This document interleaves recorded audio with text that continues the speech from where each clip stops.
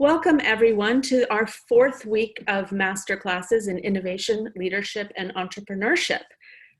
This week, I'm so excited because it's one of my great interests in developing the side hustle as a great entry point for women into entrepreneurship. And so we put together a great program. We are joined today by Sophie Gechijian, who is the founder of Function Foods. She is a trader at Fidelity by day and an entrepreneur by night. So she is the real deal, live and in person. She is a graduate from the class of 19 from Northeastern. And she's joined today by Kimberly Eddleston, who is, well, if I talked to you about her entire bio, it would take up the entire hour, but she is the Distinguished Professor of Entrepreneurship and Innovation at Northeastern. She's the founding editor of the Entrepreneur Information Exchange and founding editor for familybusiness.org, and she can tell you more about those. So today we are going to have a great little program here, where I'm just going to ask everyone to mute their mics and use the chat. Please put questions in, comments. We'll be monitoring that. Sophie and Kim will have a Q&A, and then we'll have audience Q&A towards the end where you can ask all sorts of questions. And then at the very end, we're going to have a special guest appearance by Fernanda Lopez Santos, who is the co-VP of We Build, which is the thought accelerator run by WISE on campus for students. And that's a new program. And she'll just tell any students who might be joining us how that program works. And for any alums who are on the call who want to get involved in helping inspire the next generation of entrepreneurs, you can get in touch with her.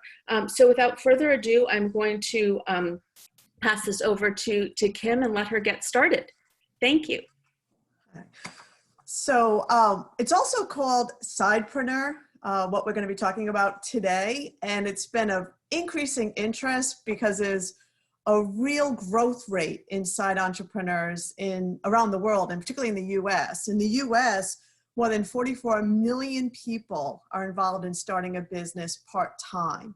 And the way we usually define a side hustle or a side entrepreneur is someone who's spending less than 20 hours a week on their business. The different reasons people are attracted to the side hustle, particularly women, some of it is supplementing their income. Some of it is to try and gain a better sense of work-family balance and seeking autonomy and so forth, particularly if they don't have a full-time job and their side hustle is basically in addition to their household responsibilities. Then there's also testing the idea to see, can I maybe make this a full-time career? Is there enough interest for it? And then at the end, I am going to go over some of the pros and cons based on research, what we've found about side entrepreneurship. And then I'm going to share with you some resources and things to think about when you decide to dive in, or if you're already maybe involved in a side hustle. Now, one of the things really interesting about side entrepreneurs is, for example, while we're seeing an increase of about 32% over the last 5 years, women in particular are incredibly attracted to the idea of the side hustle. So for women, we've seen almost a 40% increase over the last 5 years. I will tell you these rates are before what's going on right now in the world. I'm not sure how the pandemic is affecting the side hustle. I do know several people collecting data, and I'm sure many of you have already seen people starting side hustles because either they're out of work, or particularly the supplemental income right now, or they've found an opportunity. So that'll be interesting to look at as we move forward.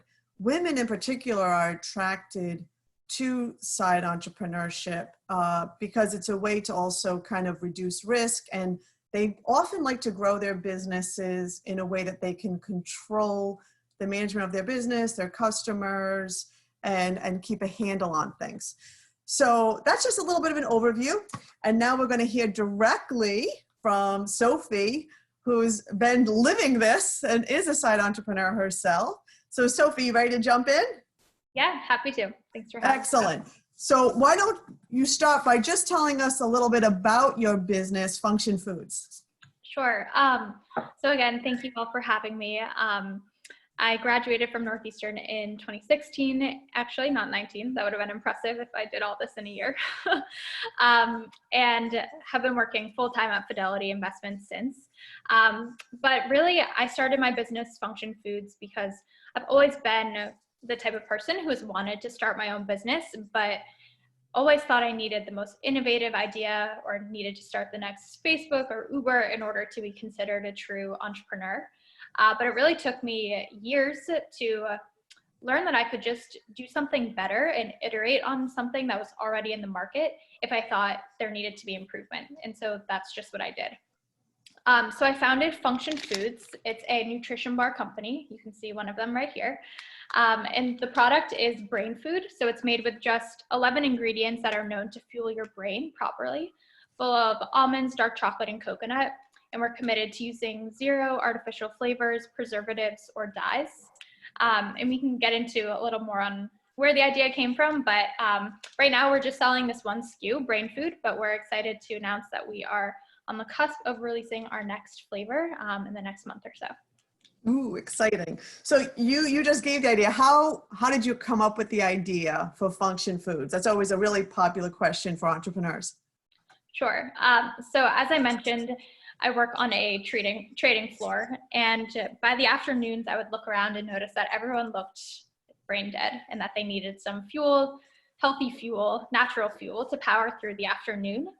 And I knew another cup of coffee or a sweet pastry or dessert from the vending machine wouldn't really do the trick for us.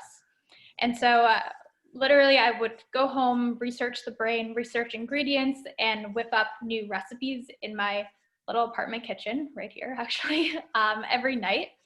And I would bring in the next version of bars to my coworkers the following mornings. And I'm a data person, so with every free sample came a feedback survey that I required everyone to fill out on like taste, texture, consistency, etc. And really after doing that for months, I think it took like 3 months or so, finally the final recipe came to be and brain food was officially born. Excellent. So what was the difference starting Function Foods part-time as a student versus now that you're a full-time employee at Fidelity?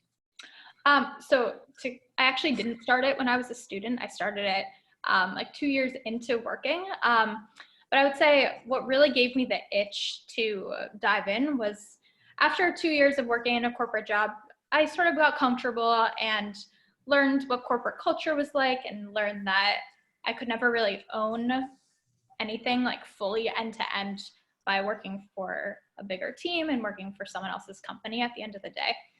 And so that's really why I was ready for a new challenge, and I was ready to just own something completely of mine and have full control over it. And that's kind of what drove me at the end of the day to start the company. And I think it's been the best thing for me. It's helped me both professionally and in my own entrepreneurship journey, which we can chat a little bit more about later. But I really think that doing both at once has helped me propel forward for sure. So what do you think the benefits of starting Function Foods part-time versus making it, a full-time business and quitting your job? Yeah, so I think you nailed it on the head in your intro in the beginning about like a less risky approach to starting a business. I would say obviously I enjoy the stability and the benefits and compensation from my full-time job. But beyond that, I think I've still learned numerous hard and soft skills by working at Fidelity that I think are extremely valuable and kind of have been fundamental to the success that I've been able to have with Function Foods so far. So I actually just wrote an article about this for Fidelity that I actually just posted on my LinkedIn this morning, and I think went out in the alum newsletter, I think yesterday. But basically, there've been a few like very tangible skills that I'd love to share that I think really demonstrate the benefits to not just having one career path at one time. And these are things that no one ever talks about, and no one ever, at least in the corporate world, no one's going to go out of their way to support you having your own side hustle. And this is sort of a stigma I'd love to change, that you can do both, and that doing both can actually make you better in both of your paths. And so really the first thing I talk about is being able to multitask. Obviously, tons of moving elements of both your business and projects at work. And so being comfortable with many things going on at once is something that I think is extremely valuable. Next women is like, have an advantage at, I should say. Lots of research shows women have an advantage at multitasking. oh, wow. So good for you. I had to throw on the research hat there, sorry. Okay. Next, I would say is forward thinking. So when you're running a business, you can't just be looking straight down at the next task in front of you. I need to be thinking, what's the next 3, 6, 1 year look like out ahead of me? Next, I would say is like professionalism. And so just small things like how to present to the Fidelity senior team, how to build a business case, how to get buy-in on an idea you're trying to pitch. These are all skills that I've learned from working at Fidelity that have definitely translated to my side hustle. Next, I would say is like asking for help. This is something that when you start your first corporate job after college, you're not expected to know really anything about what the team that you just were hired into does. But getting good and comfortable with asking for help time and time again, I think gave me the courage to do the same thing when running my business.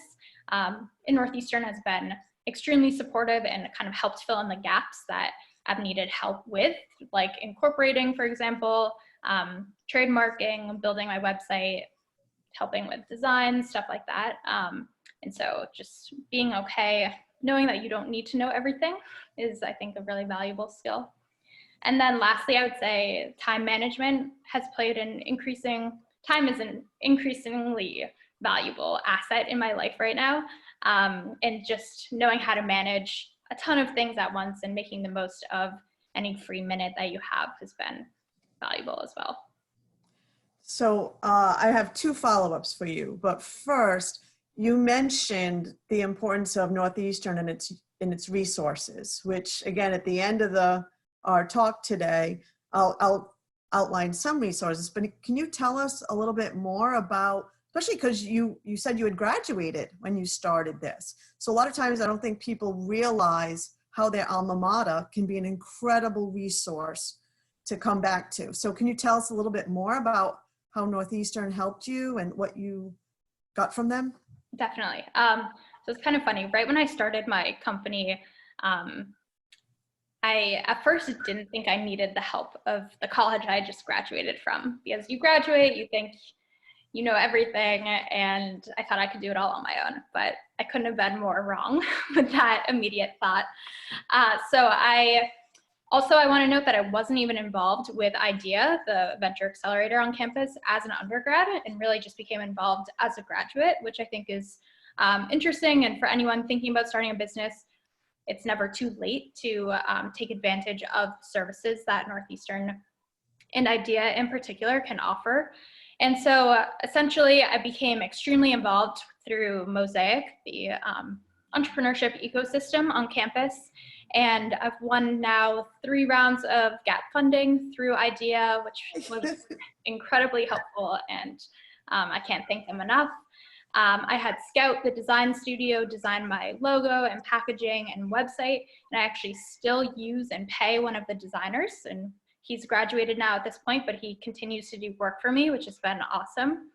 And then the law school helped me with the incorporation and the trademarking applications. And then also the venture and mentor network has kind of always been a constant resource for me as well. So it's never too late to get involved, and I highly, highly recommend taking advantage of all the awesome resources that are there for entrepreneurs. Excellent. We could make that into a commercial. That was excellent, Sophie. And obviously, when we're all done, if anyone has questions about the different resources at Northeastern that Sophie just mentioned, please feel free to email myself or Betsy or someone from the Alumni Center so we can get you in touch with the right resources. And I'm sure Sophie wouldn't mind giving a little advice too. For sure. So the other question that came up through your answer is, it really sounds like your employer, Fidelity, is supportive. Can you talk a little bit about that? Were you scared to tell them, and how they've been supportive for you? Sure. And I'd just like to preface this with that I still haven't found the perfect balance of knowing what to share, how much to share, and what not to share with my employer. And so I wouldn't say I'm even an expert here yet. And I encourage anyone kind of in this position to talk it through with as many people as you can, because I still don't know the right answer.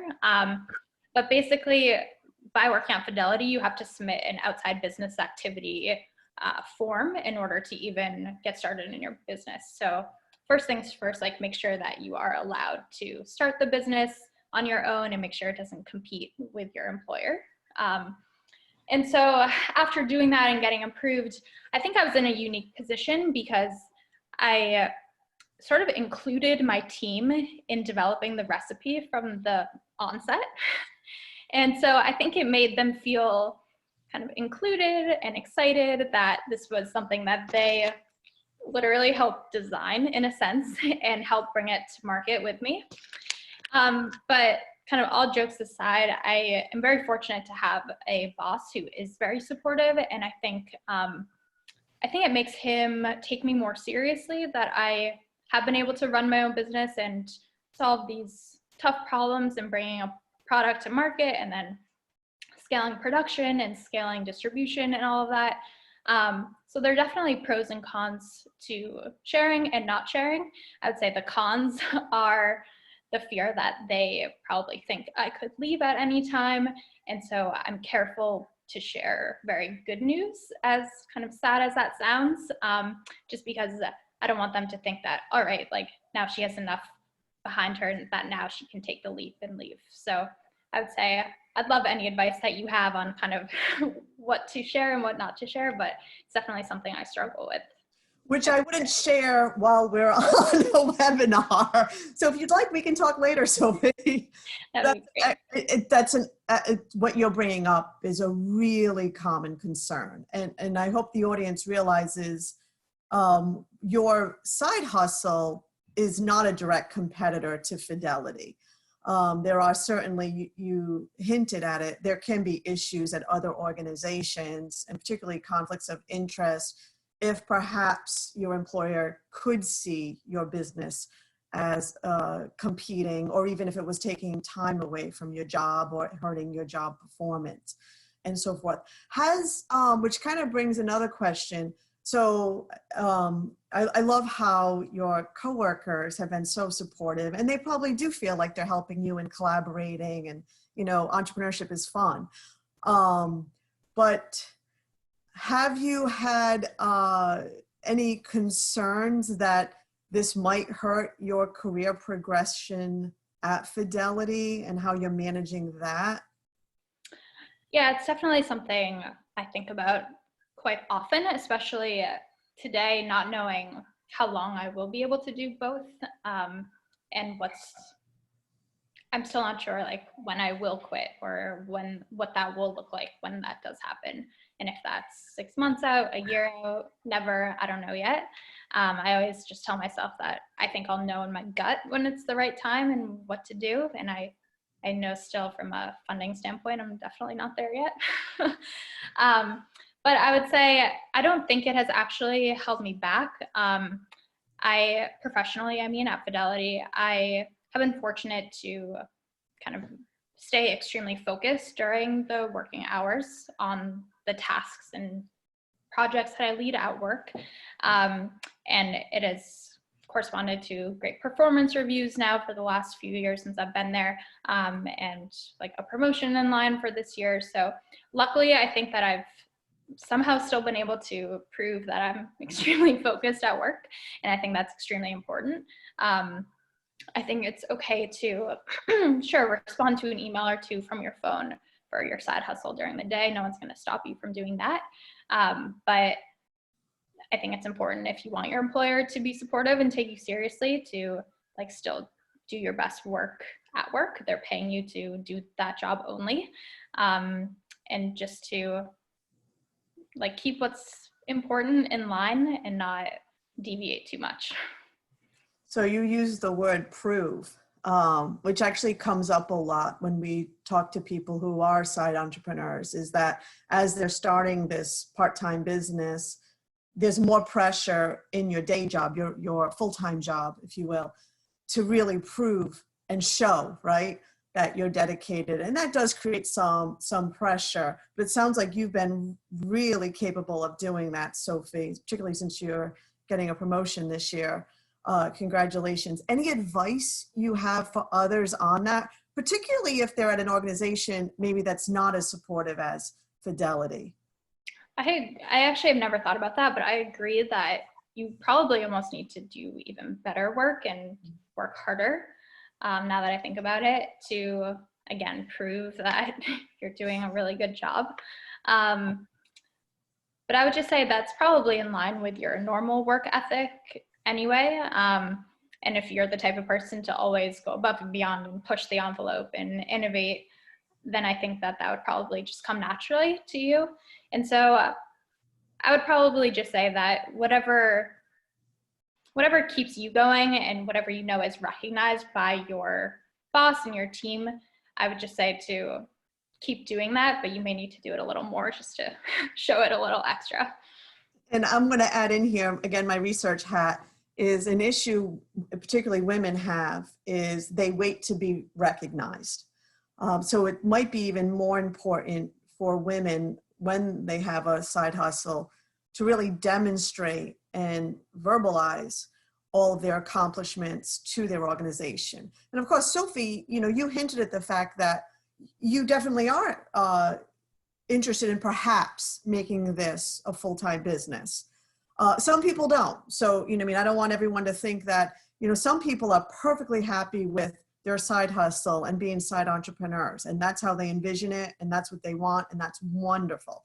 And you can kind of imagine a steady skills you can build and kind of keeping that steady. And once you show your organization that you can do both, and that, as Sophie hinted, they actually, when you're happy at what you're doing, they actually really do bring skills to one another, and they complement and enrich one another.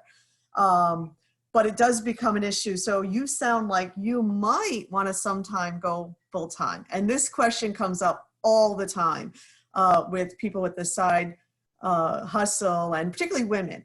When will you know? When will you know that you are ready to take the leap? It's a really hard question. It's a very scary question too. Maybe because women are less risky or more risk averse. Well, if you can't answer it yourself, what would you tell your best friend who is in your position? So I love this question because it makes entrepreneurs feel that they're not all in on their business, which I don't think is the case. So I would probably say, I've always said once I can start taking a salary, even if it's a fraction of what I'm making now at Fidelity, then I can quit my job. And it's definitely something that I want to do eventually. Not sure the timeline, but it is something that I see in the future. I would love to run my own company, employ myself in a team, and be a CEO. And so right now, the revenue that is being generated from Function Foods is completely going back into the business, which is required for me to keep it growing. I'll note that I have self-funded the business. I put $5,000 of my own money in 2 years ago. I won the non-equitable grants from Northeastern, but besides that, it has been completely self-funded and self-funding at this, self-sustainable at this point. And that could change, obviously, if I need to place an extremely large purchase order with my co-packer that, say, is 100,000 units and would require nearly $100,000, for example.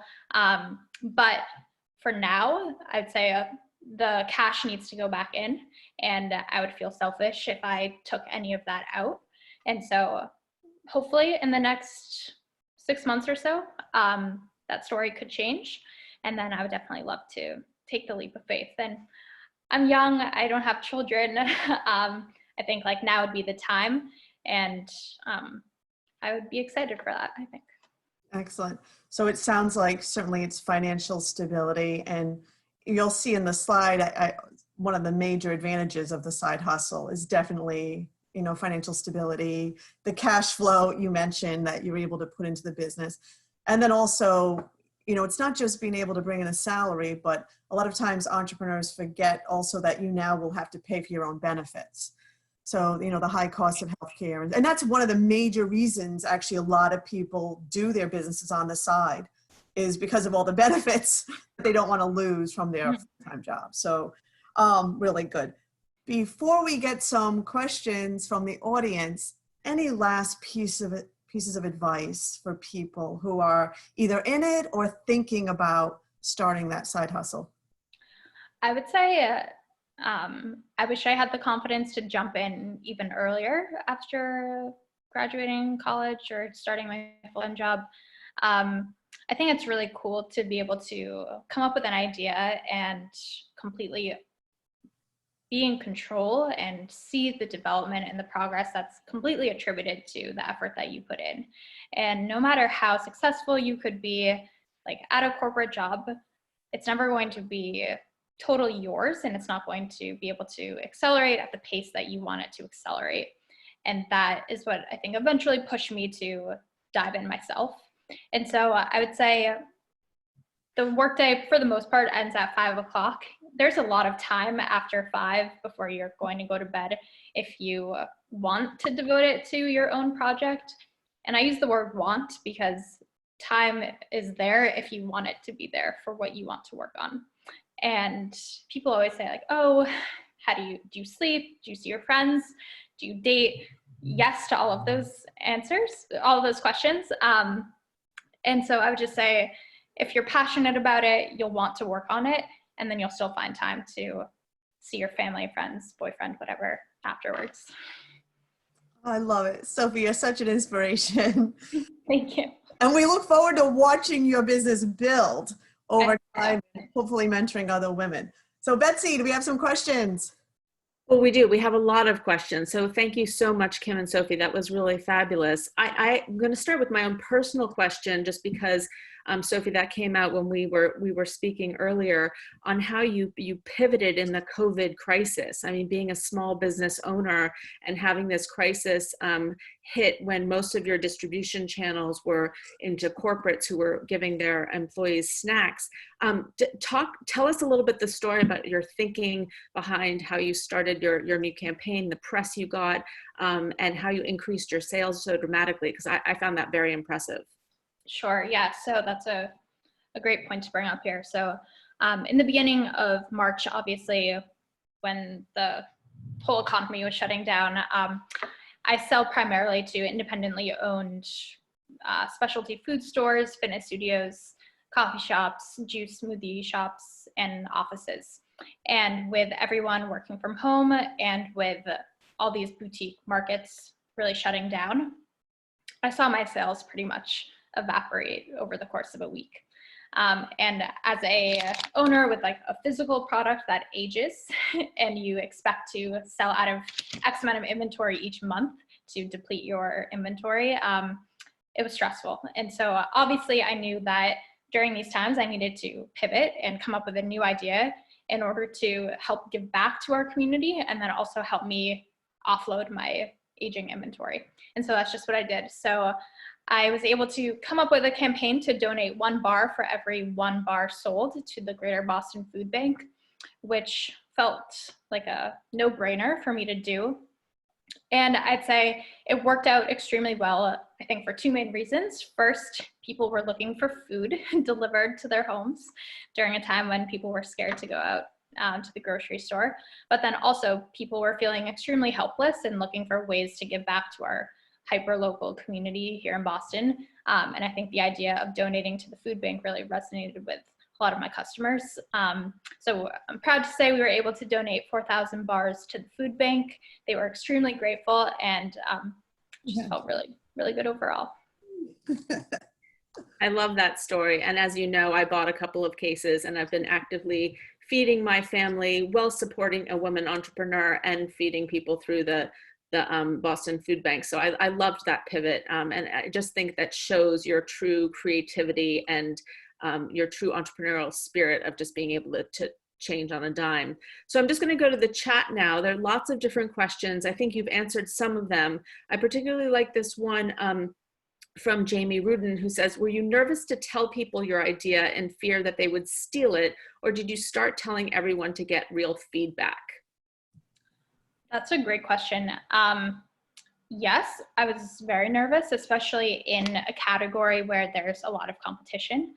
And for a while, or at the onset, I definitely wasn't telling people, especially the name, because I thought people would steal the name.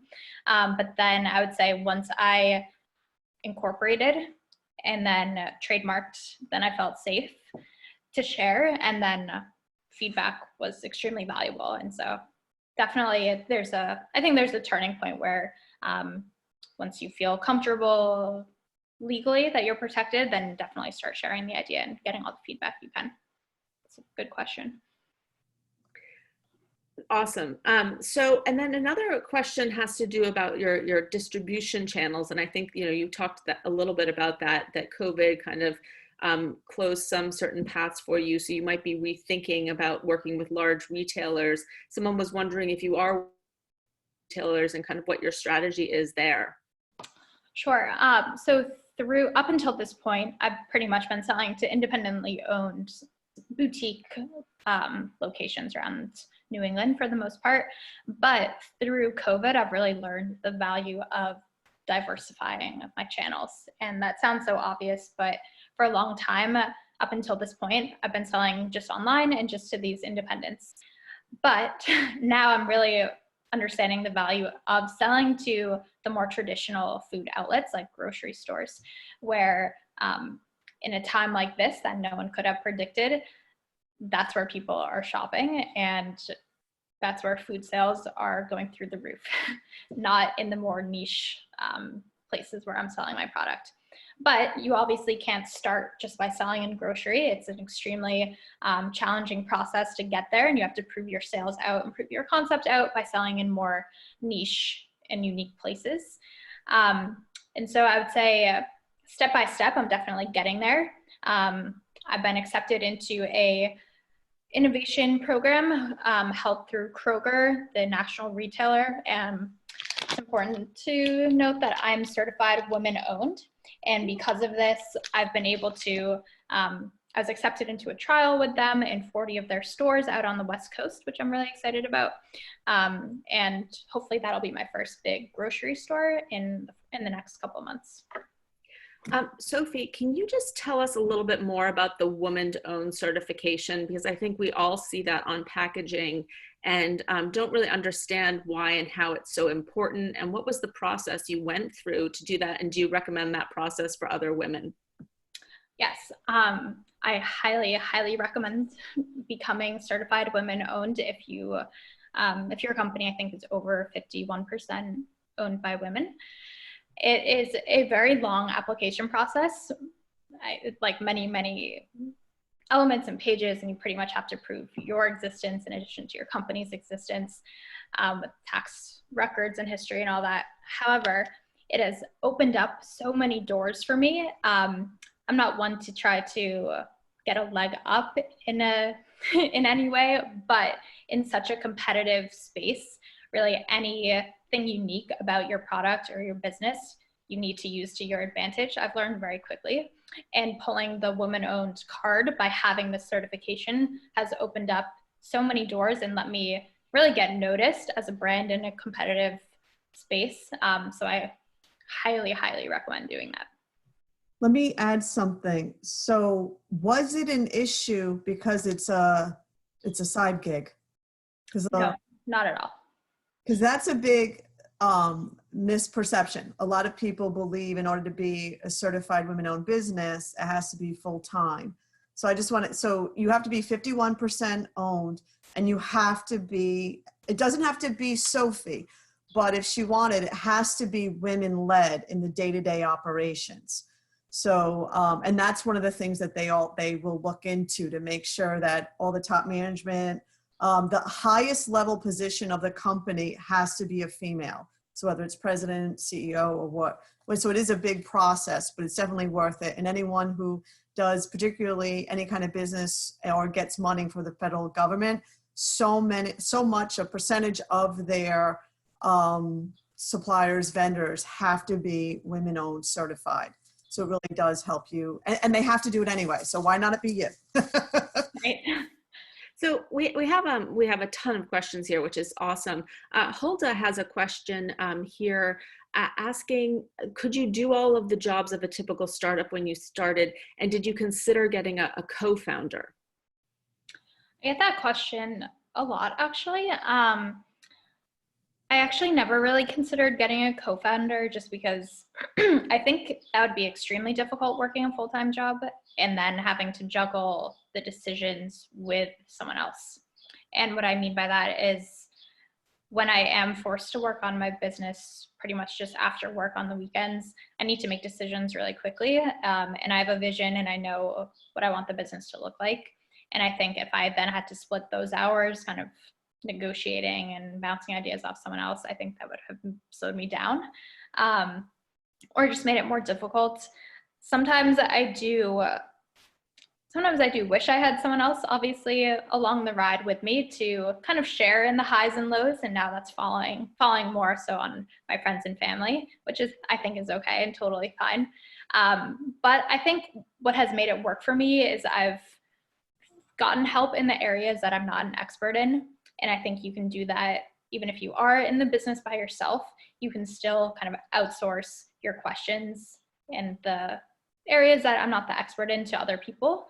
For like the design work, for example, hiring the Northeastern student who helped me when he was an undergrad, and now I'm paying him as a graduate, stuff like that. So I think it's definitely doable to do it by yourself.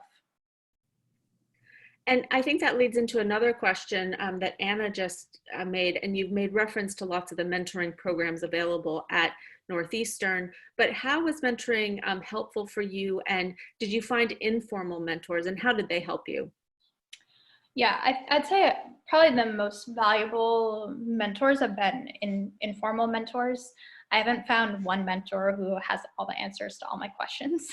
More so it's been people I've met along the way who I keep their contact information, and then I'm not afraid to go back to them with questions. Just an example of this is someone who is on the board who gives out funding through IDEA.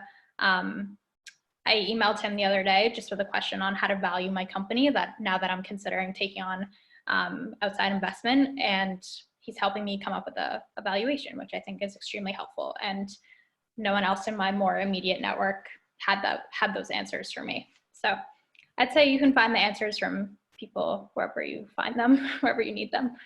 That's awesome. Now, Katie Powers has written in with a question saying, how did you know the recipe was finished? And did you go to a co-pack, or did you do a co-packer run before selling into accounts, or did you line up accounts first? Like, how did you make that decision? Sure. So I'll start off by saying I made the bars first for about a year myself. I started in my parents' kitchen, which I've licensed with the state of Massachusetts, the public health department. And then I quickly outgrew that and moved to a commercial kitchen where I would go every weekend.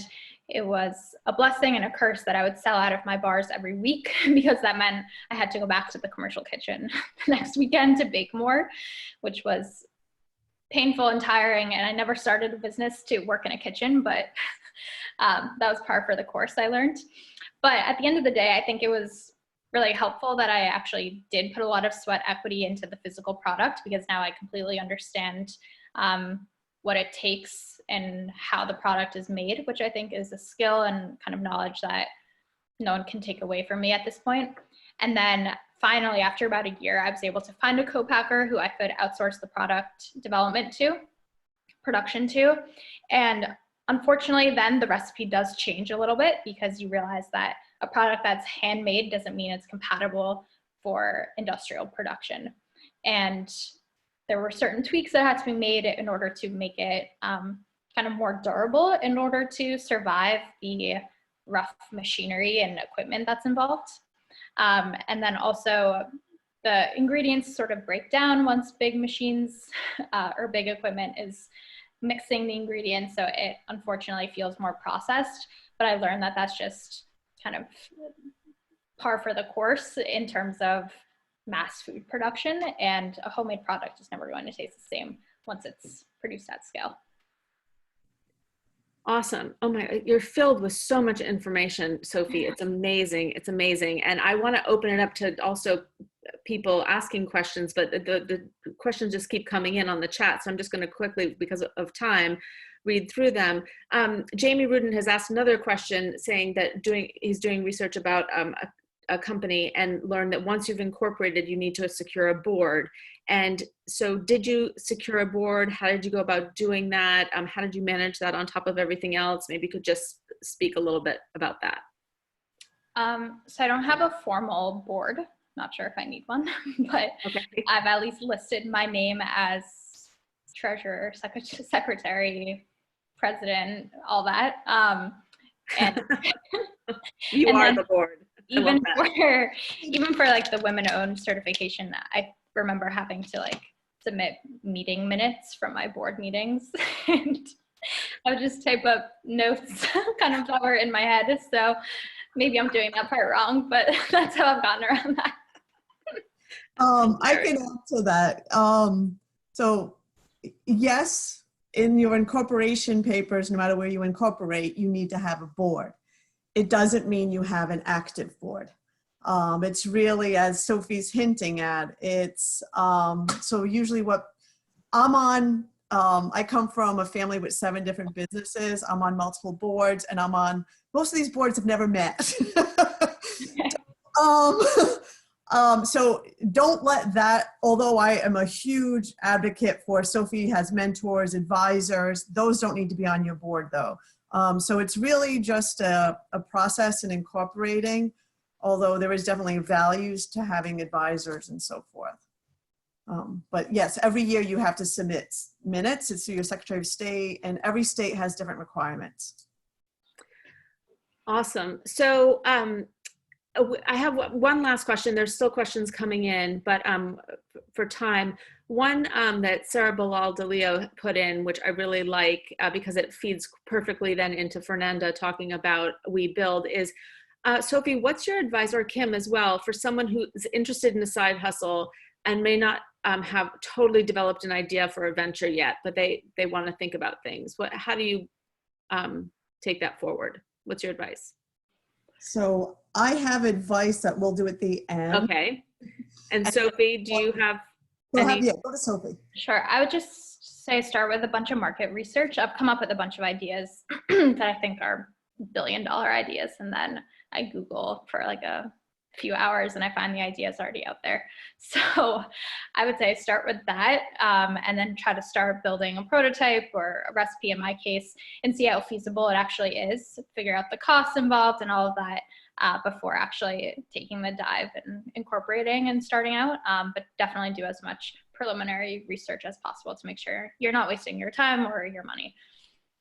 I think that's really valuable advice, Sophie. And I think what's also really powerful about your story is like coming up with a nutrition bar or a snack bar, like wasn't an innovate, like a new concept. Like the market has a lot of them, but you just did it differently. You had a particular channel to market. And I think so many people think they have to have the perfect newest idea that no one has ever thought about. And sometimes, as you said at the very beginning, you can just iterate on that.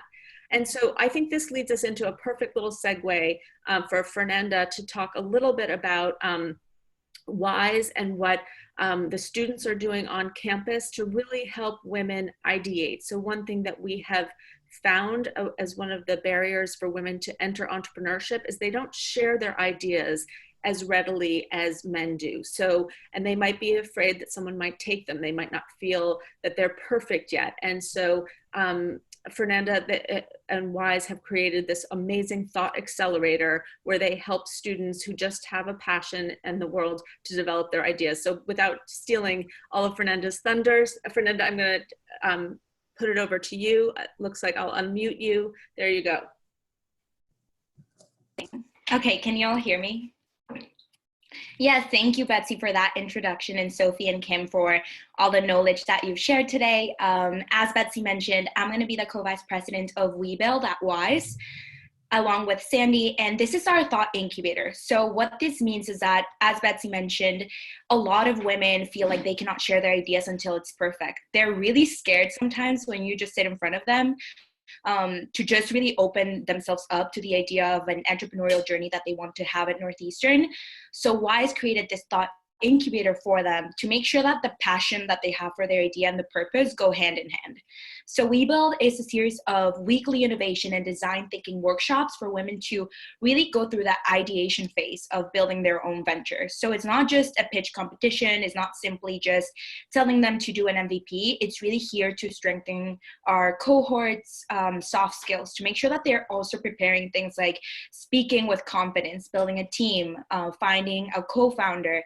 Those things are going to be really important, and we're really excited to build this program and really support Northeastern in making sure that these women have a lot of guidance throughout this. And I know there's so many great people on this call, and especially alumni, mentors, that we really want to invite them. If you have any experience and you want to get involved as a speaker, as a mentor for these women, definitely reach out to us. And the WISE community would be so lucky to learn from all of you. As well, if there's any people here on the call that really want to pursue this idea and apply for WeBuild, we are going to be putting applications out throughout the summer. So definitely have an eye on that. The WISE community is so welcoming in so many ways, so definitely don't hesitate to reach out if you just want to talk about entrepreneurship and just learn more about our programs. One last thing that I'll say is that I'm aware that maybe some people are not from Northeastern in this call. I definitely encourage everyone to just gain access to your entrepreneurial ecosystem at your university or your community. There's so many resources out there, and everyone in this call, especially Betsy, Kim, and Sophie, have amazing just knowledge around where you can start. So yes, here to encourage everyone, and I'll pass it off to Kim. So I'm going to share my screen. Because I have, let's see. Okay. So hopefully everybody, let me see, can see this, and this is, where'd it go?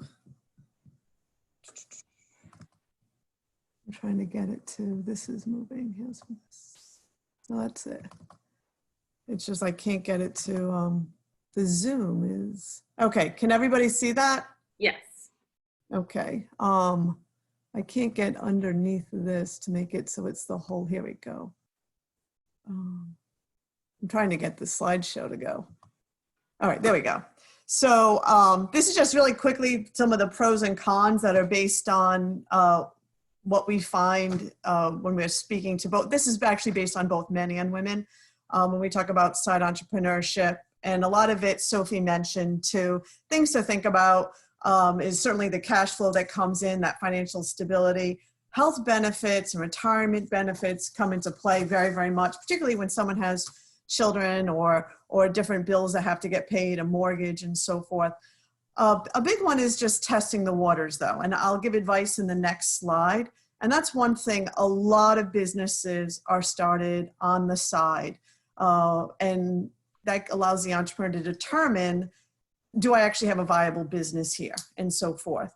And even to see if they enjoy entrepreneurship, because a lot of times people envision entrepreneurship all about, you know, creating the product and selling to customers, and they forget about the paperwork and the taxes and the HR and the headaches that go along with it.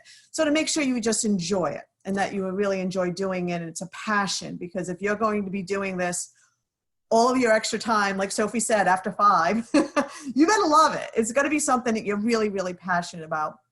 One that comes up a lot with women actually, and why they love the side entrepreneurship, they do tend to be risk averse, and allows you to grow your business at your own pace. And then to determine, is this something I want to do full time? And then you can see some of the cons. We already talked about the time for the business, long hours. One I want to mention, certainly, you know, we talked about performance on the job, make sure it doesn't suffer. The complication with taxes. So you're able to make a net income in the United States of $400, without having to declare anything as a small business. Beyond that, you have to declare it. You'll be paying your own taxes taking out, and a lot of entrepreneurs forget that. So there's, you might want to talk to an accountant, or at least think about that and make sure you're putting money aside and quarterly paying those taxes, or you will be smacked at the end of the year.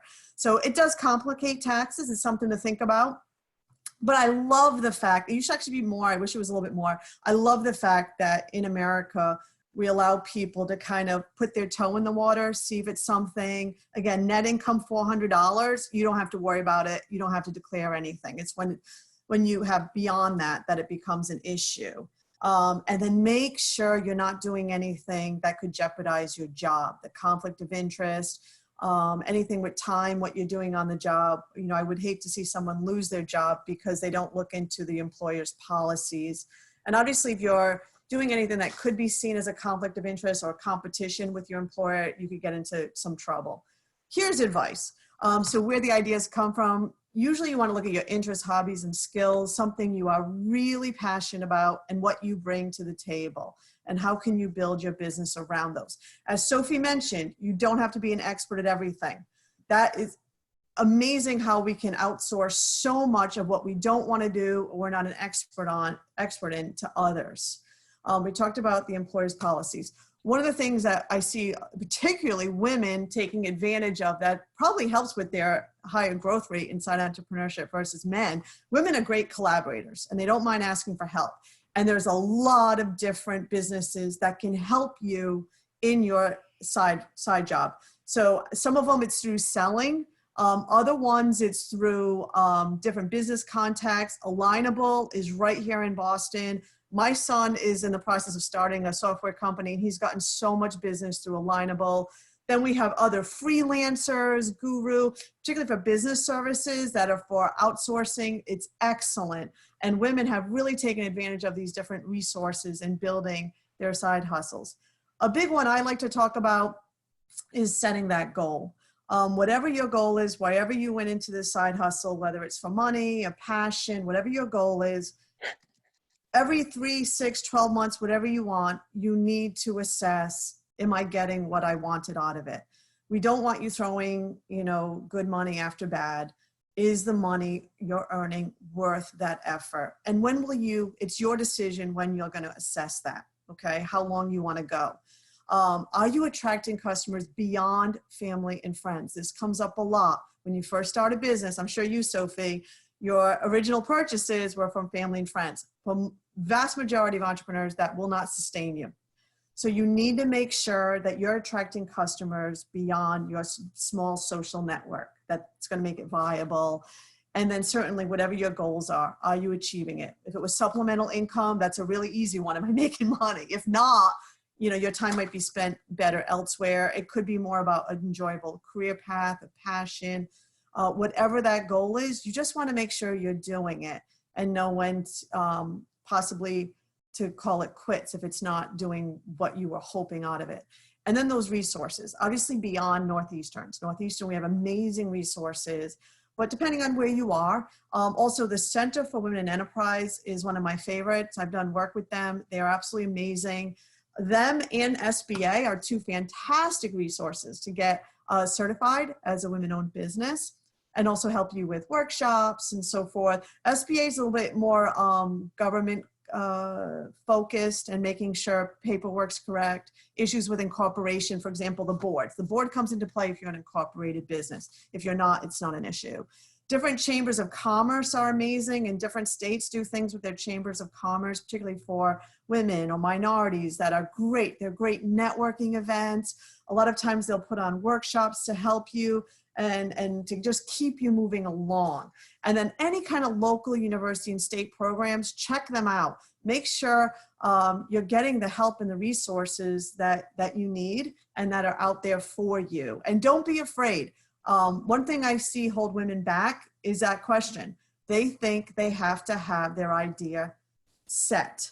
And what we find actually is most businesses, whether it's because of a crisis like this or otherwise, most businesses actually do pivot. The original business model for a business to be successful, most business models will have iterations. So it's okay that you go to a center or a university with a basic idea. And please do not be afraid if you Google your idea and you see it's out there. That shows you there's demand, there's a market. Obviously, you don't want it saturated, but it tells you how am I going to be a little bit different. That one always scares me when people say, oh, but it already exists. What do you do differently? That's great. That shows you there's demand, and that hopefully you can find a little niche for yourself to prove why you're better, what you're doing different. Any questions? Thank you so much, Kim. That was a great debrief with your advice. So I think we've covered so much ground here today, all these the wonderful advice, practical tips, way to use external resources. Sophie has done a perfect commercial for all the advice and resources at Northeastern. I've put in the group chat as well, the Women's Entrepreneurship Initiative, how we are connecting with people and trying to be a resource to connect you into all of those. So we encourage you to reach out. If you are a student and you want to participate in WISE, sign up for their activities. If you're an alum and you have an idea, reach out to us. If you're an alum and have a business and you want to be an inspiration and a role model to the next generation and come on campus when that happens or do a virtual thing, please reach out. But that kind of wraps us up for today. Thank you for everyone. I want to make a little commercial for next week. Same time, same place. We're having the next masterclass called Demystifying Your Capital Raise. And it is basically going to answer that key question that every entrepreneur has: is my business investable in the current climate? And we are going to hear from two Northeastern alums. One, Marjorie Radlow-Zandi. She is her entrepreneur in her own right and an angel investor. And then Katie Mulligan, who she's the one from the class of 19. I'm sorry about that, Sophie. Sophie's the class of 16. Katie Mulligan's a new associate at Pillar VC. She's going to talk about her experience there. And then Emily Green, who heads up the Boston chapter of All Raise, which is a group of all venture capitalists and angel investors to invest in women. Emily will talk about what All Raise is doing and how to connect with them. So we hope you can join us next week. And thank you so much for joining us this week. This was awesome. Sophie, you're awesome. Kim, you're awesome. Fernanda, you're awesome. Everyone's great. And Awesome. we're all awesome. And thank you for the inspiration. Good luck, everyone. Thank you. Bye. Elbows now instead of hugs. Exactly. Elbow.